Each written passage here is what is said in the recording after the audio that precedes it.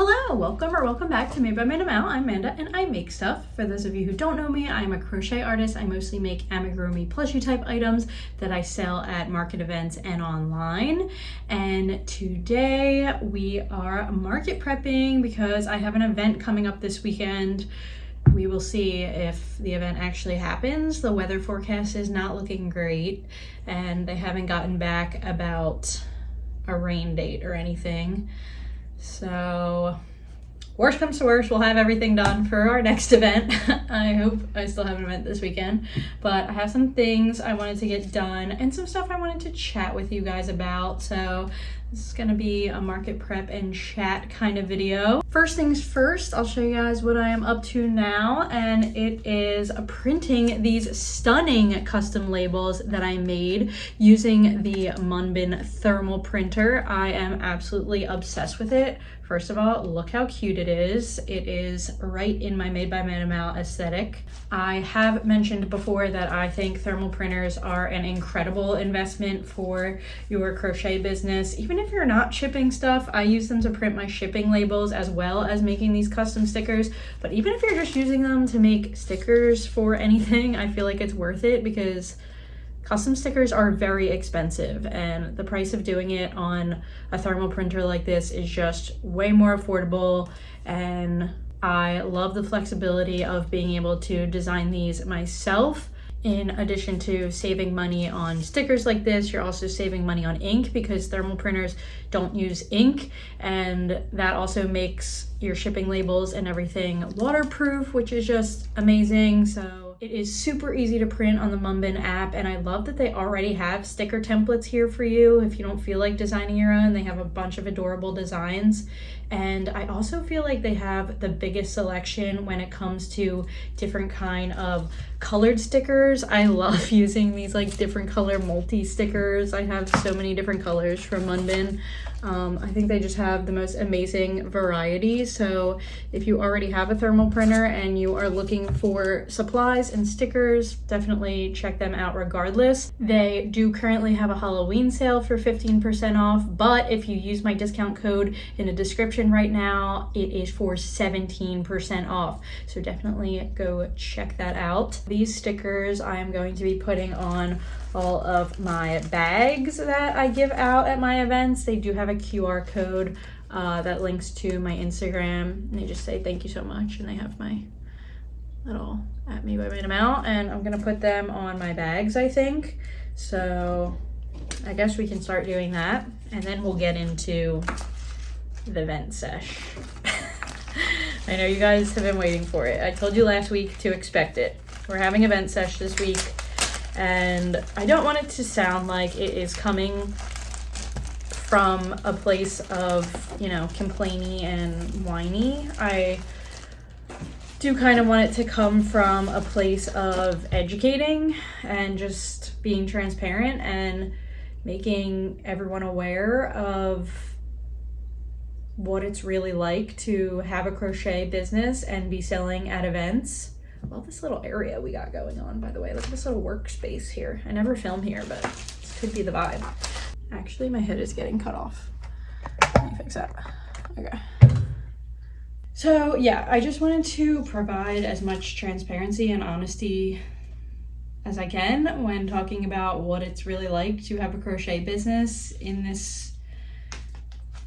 at this point in time, because I think a little bit has changed since selling at market events last year compared to this year. And I know that a lot of people on YouTube, you know, me included, they have a ton of videos being like, oh, my event was so successful, look how much money I made. I mean, obviously I don't like say it like that, but I do have successful events and I love to share that with you guys, but that's not always how it is. I'm sure you've seen, if you aren't new here, I'm sure you've seen some of my other videos that have had events that are just way less successful. And that's been pretty common lately. And originally I was blaming it on the summer and whatnot, but I have some different thoughts on it now.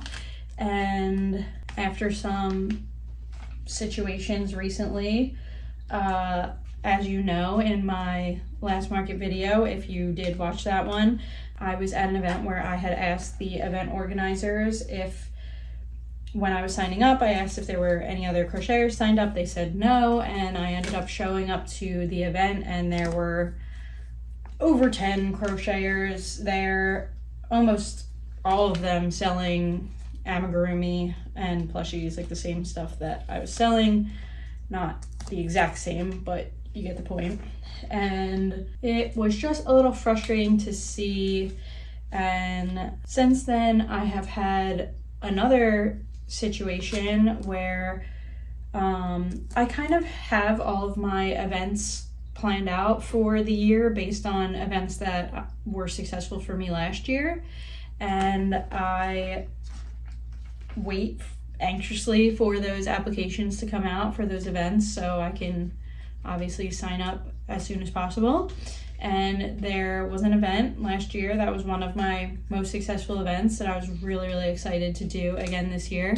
And I was waiting for the application to come out. Finally, I get the email about the application, and within 5 minutes I had applied, paid for my spot, had my confirmation email, everything. I was like all excited, ready to go.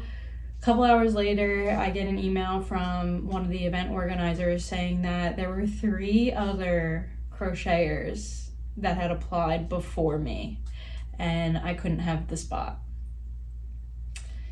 3 other crocheters applied within 5 minutes of that email coming out.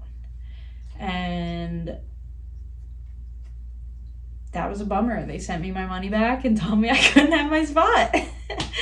And that was like one of my successful events that I was like really kind of banking on for this year. So I started scrambling, looking for other events to apply to. That event was still a couple months out, so I've been looking for other events, and you guys, it's crazy. It's been crazy. Pretty much every event that I try to inquire about, they let me know that there are, you know, a ton of other crocheters there and they're not accepting anymore.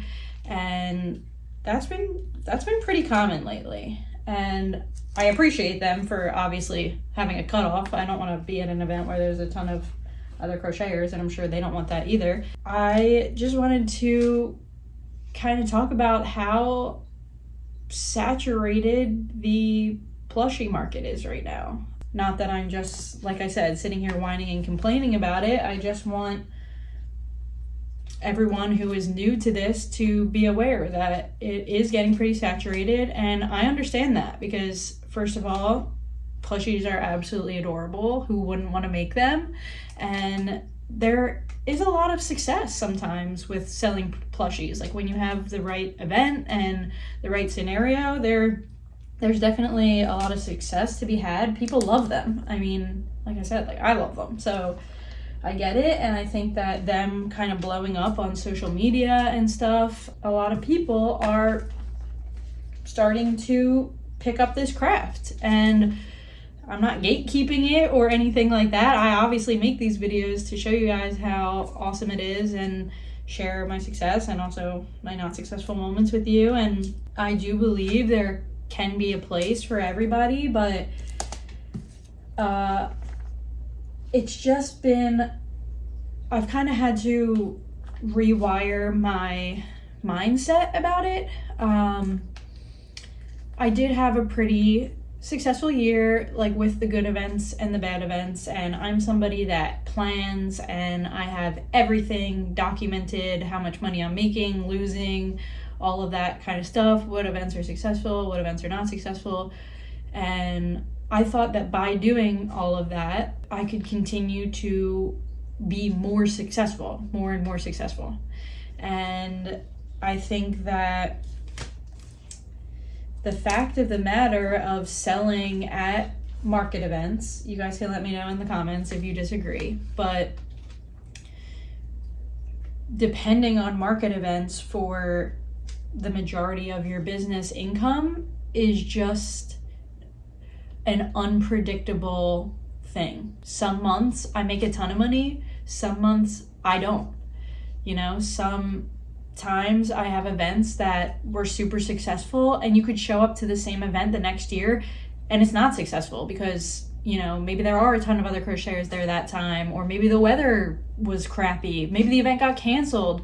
So there's a lot of, it's not very stable. That's what I would have to say. People ask me, would I ever consider quitting my job and doing this full time? I do have like a regular daytime job. I'm actually a data analyst, so I guess that's fitting. And I think that my real answer to that is no. The majority of my income does come from these market events. I make a little money off Etsy, a little money like off YouTube and affiliate marketing, but the majority of my income is from these market events, and I don't think that they will ever be stable enough where I could say, okay, like I'm definitely going to make this amount of money this month and I can definitely count on this event.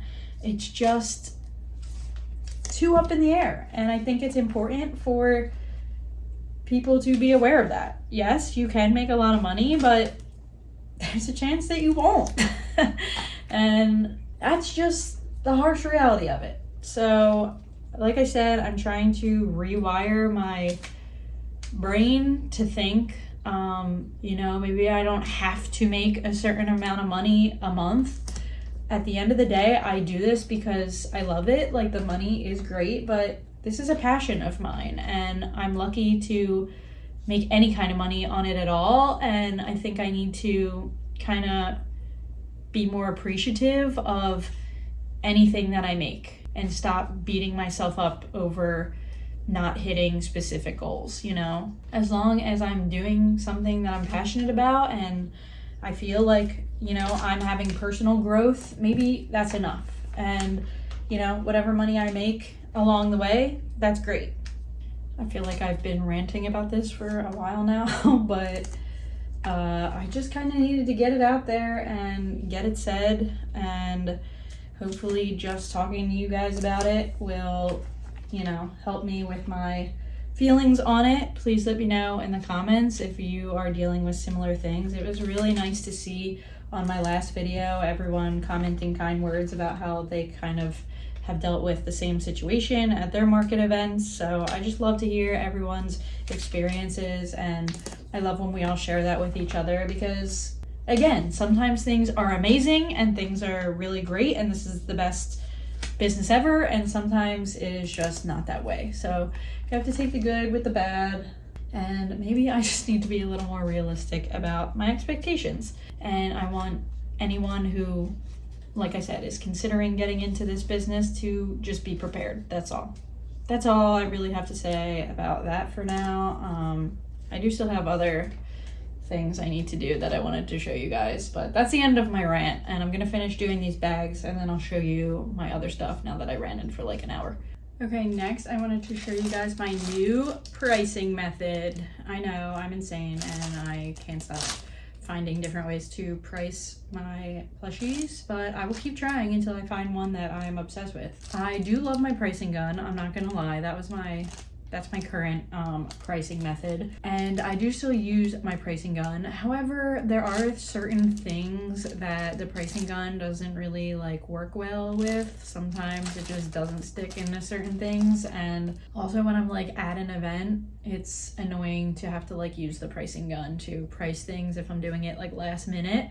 So I wanted something that was more like portable and easy to bring to events and stuff. So I got these loop pins, these little loop pins on Amazon. Came in a big pack of like 3,000, I want to say, for like less than 10 bucks.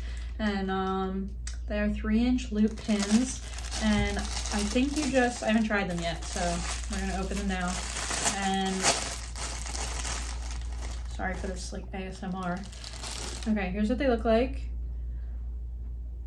You see them? Kind of. And I'm gonna loop them through my tags that I already have, these like little white tags. Everything will be linked in the description below. and you just kind of like loop them through here, and then I'm gonna loop them through a stitch and hopefully just do it like that. So let's give it a try. We got not too many things to price because I didn't sell a lot at my last event, so I don't have too many things that are new, but I will show you one that I'm very excited about, which was a pattern test that I did this past week. Look at this guy. This is Sunny the Vampire from Morning Glory Homespun. She also designed those aliens that, one of them I still have, and the Toy Story looking alien that I had before. Love her patterns. They're just like the cutest little guys. And this is just, I'm obsessed with him. Look at him. He's so cute. Perfect for Halloween. Okay, let's price him. I guess we just shove this through a stitch. Bear with me, sir. Trying to put it through his little cape. Just loop it through like that. Looks good. It was easy.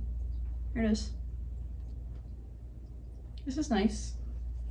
The only thing that would be not nice about it is you like need a scissor to get this off. You know, if you like try to rip this off, I don't know how a parent would do it without like a scissor, or a kid. So that makes me nervous if a kid is like really aggressive about wanting their tag off, and it's difficult to do. But it is safer than the safety pins, which were my original method. And I feel like the same thing could be said for the tags on the tagging gun. So it is what it is. I think between the combo of this and the tagging gun, someone who suggested the tagging gun in the first place actually sent me this. I'm so sorry, I forget who it is, but if you sent me these, thank you so much for the suggestion, because they said a combo of the tagging gun and this is their preferred method, and I could see that. I could definitely see that. Tagging this little turtle.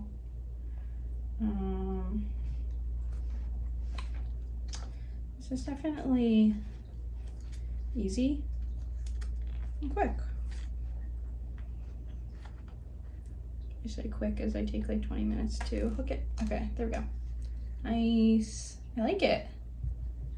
And these are like, these will be easy to just bring to my events, so I like that. Okay, we're moving on. Okay, the last thing that we will be attempting is zip tying my crates to prepare them for my market event so that they are easier to set up. They will already be attached, so I don't have to add those annoying little poppy corners. In my last video, I was complaining, it was my first time setting these up, and that was kind of annoying, those little corners, and it took forever for me to set them up. And sometimes it's good to complain about things because you guys help me solve all my problems. And someone, Jessica Robinson 563 commented and sent me a Katie Being Creative video of her zip tying her crates, and then when she like got to the event the next day, she just added a couple more zip ties and unfolded them, and they were already set up. And I was like, I need to do that. I definitely need to do that, because that was my only complaint about these, was setting them up. So I'm gonna try to do that. I only used 4 last time, so I mean like 4 cubes. There were like 4 of these cubes. So it looked like she zip tied. I only have these little tiny zip ties, by the way, so hopefully they work. She zip tied like all these corners like this. I'm just gonna, you can't even see what I'm doing. Hold on. Okay. So she like zip tied all the corners, and then it looked like she like kind of attached the middle pieces, and then when she got there, she zip tied the middle pieces. Oh, did I make it too tight? No, that's cool. So I'm just gonna zip tie all of these corners, and I'll come back and show you guys what it is looking like when I am done. Okay guys, I finished. This is what it's like folded. I can't get this side to like fold properly, but this is fine. It's all folded, and watch this.